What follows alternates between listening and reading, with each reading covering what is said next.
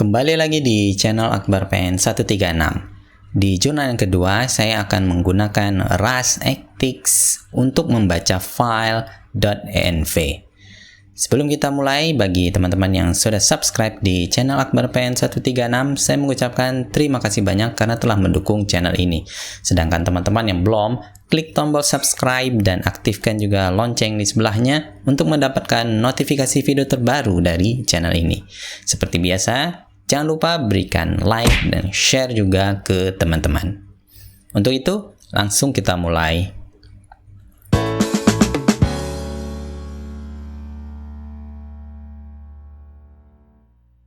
Di jurnal yang pertama, saya sudah membuat repository dengan nama Donatello di github.com/akbarpn136. Jadi teman-teman bisa cek ke alamat ini di sini untuk melihat atau melakukan perbandingan dengan source code yang sudah saya bikin di sini. Baik, untuk melakukan pembacaan file .env di RAS-Actix, kita bisa mengunjungi halaman website khusus terkait dengan package manager untuk RAS, yaitu crates.io. Di sini kita bisa menggunakan package untuk membaca file .env dengan kata kunci .env. Seperti ini saja guys. Maka di bagian yang pertama hasilnya keluar .env dengan versinya sekian saat video ini direkam, kemudian diupdate 8 bulan yang lalu. Kemudian di sini di atas ada total yang download package RAS ini. Jadi tinggal klik masuk ke halaman package tersebut, kemudian kita cukup copy ini .env versinya 0.15 saat video ini direkam. Kemudian di bawahnya ada beberapa dokumentasi berkaitan dengan package ini, kemudian ada contohnya dan penerapannya juga di source code-nya kita. Oke, setelah itu di copy, kita akan pergi ke IDE yang biasa kita gunakan, kemudian masuk ke file cargo.toml. Kita cukup pastekan saja di sini, maka IDE-nya saya akan melakukan updating crates.io index. Oke, kita tunggu saja. Apabila updating index sudah berhasil dilakukan, maka saya pergi ke bagian cek. Tapi sebelumnya saya save dulu untuk melakukan kompilasi dependensi untuk .env. Oke. Jadi saya coba cek dan dia akan melakukan pengecekan, dan apabila prosesnya sudah berhasil maka kita aman untuk melanjutkan. Jadi main.rs cara pemanggilannya, kita bisa coba bikin file .env. Tinggal ya saya bikin saja file biasa dan kasih nama .env seperti ini. Kemudian untuk version control .env biasanya itu terdiri dari variabel-variabel dengan key value secret atau harus disembunyikan. Jadi ini tidak boleh langsung kita masukkan ke dalam file git. Tapi itu tergantung dengan studi kasus teman-teman masing-masing. Jadi saya untuk kasus ini tidak saya masukkan ke dalam version control, jadi tetap seperti ini saja. Kemudian nanti kita akan merubah bagian ini localhost. Jadi saya simpan ke dalam key app host, kemudian ini app port untuk port 8080. Oke. Jadi langsung saja di file .env saya bikin variabel key-nya app host. Kemudian value-nya saya bikin sama dengan ya misalkan untuk kasus ini localhost, atau mungkin teman-teman bisa menggunakan 0000 seperti itu. App ini untuk port. portnya saya gunakan 8080. Oke. Kemudian silahkan save. Dan di sini untuk membaca file masing-masing variabel di dalam file .env di bagian rasnya kita harus memanggil package ini .env. Jadi saya panggil saja .env modulnya ini, kemudian saya panggil .env. Seperti ini saja cukup, kemudian oke. Oke. Seperti ini, titik, koma. Maka saat main kita ini dijalankan, dia akan membaca file .env dan dia berada di root projectnya kita di bawah Donatello di sini. Kalau ini sudah, kita bisa cek dengan print line makro di sini untuk membaca environment yang sudah kita definisikan.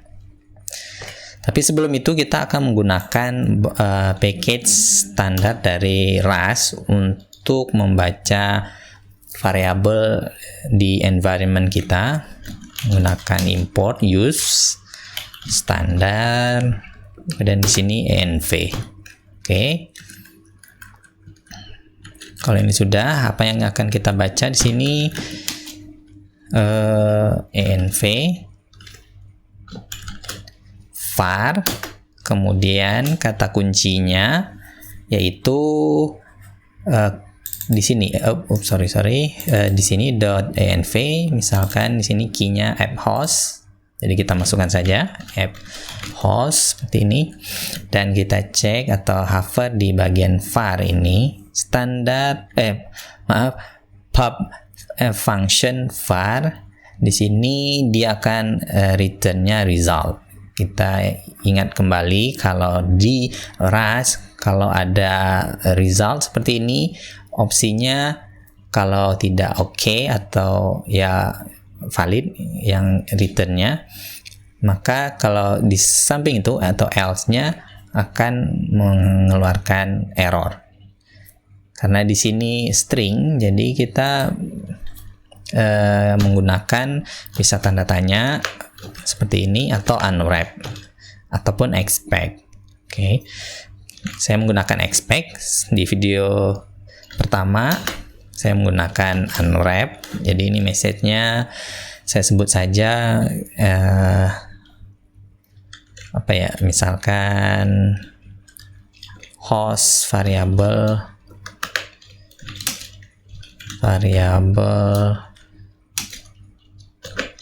perlu didefinisikan, ya seperti ini aja misalkan. Kalau ini file .env-nya tidak ada, maka kita akan memunculkan pesan seperti ini. Kalau ini sudah, coba saya cek dulu apakah aman.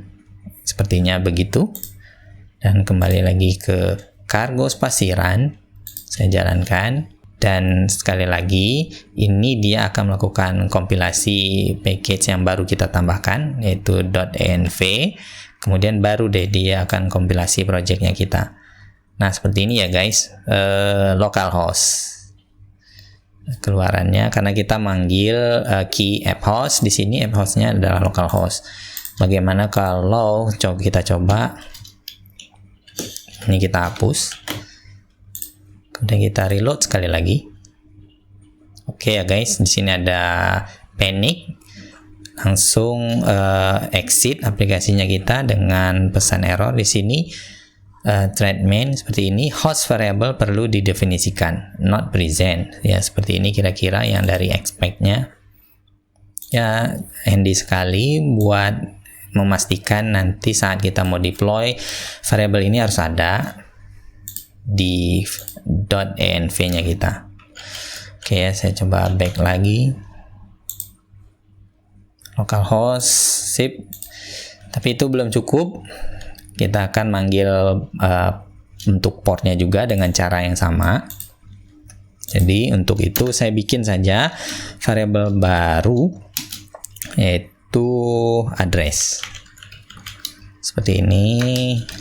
Kalau di JavaScript kita bisa concat string dengan variabel lain melalui ya katakan dengan backticks di sini, ataupun bisa juga dengan fstring kalau di Python, ataupun kalau di Flutter bisa menggunakan $, atau $kurung-kurung seperti ini di dalam string. Tapi kalau di Rust itu kita bisa menggunakan makro format seperti ini saja. Kemudian ini untuk portnya biar lebih cepat, jadi saya kopikan saja ini.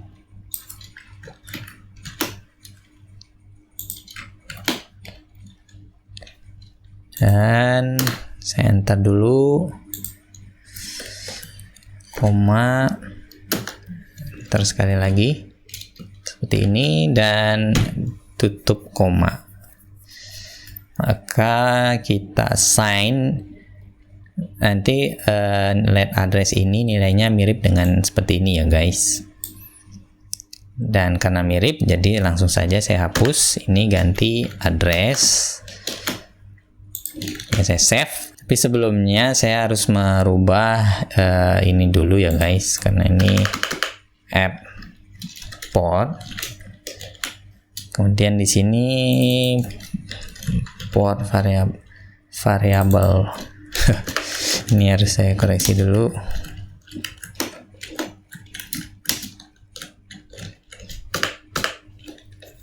Oke.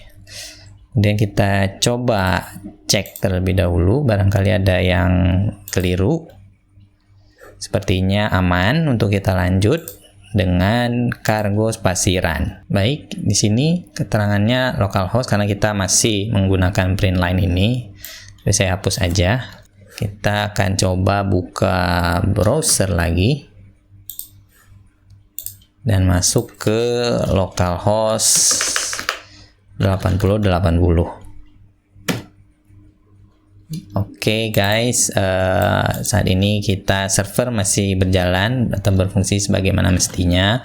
Kemudian kalau misalnya kita mau ganti, katakan misalnya port jadi 8000, cukup di .env saja kita ubah. Oke, ini saya recompile lagi, menjalankan server. Kemudian kita coba port yang lama, seharusnya ini tidak berhasil karena portnya sudah ganti. Oke ya guys, coba sekarang 8000. Halaman ini dikosongkan. Itu sedikit demonstrasi di jurnal kedua saya menggunakan RustXX Web Framework, dan masih ada hal yang perlu diutak-atik. Tapi untuk kasus sekarang kita bikin sederhana saja, karena juga perlu eksplorasi lebih lanjut lagi berkaitan dengan RustXX. Apabila teman-teman ada pertanyaan, silahkan berikan, atau mungkin ada gagasan baru, ide baru, atau solusi baru, silahkan saja berikan ide-idenya, gagasannya di bagian kolom komentar di bawah. Itu saja. Dan seperti biasa saya mengucapkan terima kasih banyak kepada seluruh subscriber yang sudah mendukung channel Akbar Pen 136. Sedangkan teman-teman yang belum, klik tombol subscribe dan aktifkan juga lonceng di sebelahnya untuk mendapatkan notifikasi video terbaru dari channel ini. Jangan lupa berikan like dan share juga ke teman-teman. Oke, sekian saja dari saya, and bye.